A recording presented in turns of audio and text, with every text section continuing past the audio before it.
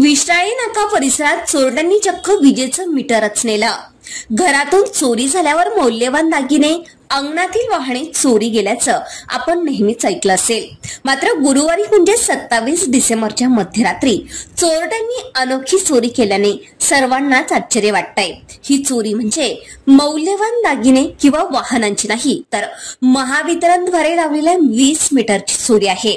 विश्राळी नाक्यावरील सुखम हॉस्पिटलच्या बिल्डिंगमध्ये एका कार्यालयाचं 20 मीटरच चोरट्यांनी गायब केलंय।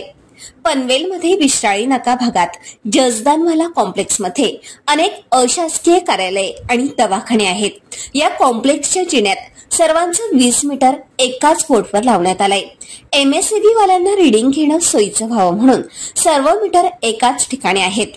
गुरुवारी दुपारी ऑफिस क्रमांक 4 आणि 5चं लाईट बिल थकलं असून ते त्वरित भरावं, अन्यथा लाईट कट केले जातील असं MSEB अर्थात महावितरणच्या कर्मचाऱ्याने त्यांना सांगितलं। नंतर सायंकाळी 6 वाजता सर्व कर्मचारी कार्यालय बंद करून घरी निघून गेले।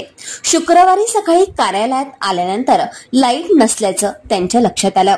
आजूबाजूला पाहणी केल्यानंतर त्यांचं विजेचं मीटरच गायब झाल्याचं दिसलं।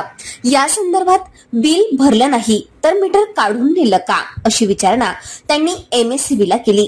मात्र आम्ही असं कोणतंच मीटर काढून नेलं नाही असं MSEBच्या कर्मचाऱ्यांनी सांगितलं। आजूबाजूचे CCTV फुटेज तपासले असता रात्री 12:30च्या सुमारास एक व्यक्ती मीटर चोरून नेताना दिसून आलाय। या संदर्भात पोलीस ठाण्यात तक्रार नोंदवली जाईल असं कार्यालयाच्या व्यवस्थापकांनी सांगितलं। चोरट्यांच्या या अनोख्या चोरीमुळे पनवेलमध्ये दिवसभर हास्यास्पद चर्चांना उधाण आलं होतं। ब्युरो रिपोर्ट, कोकण संध्या न्यूज, पनवेल।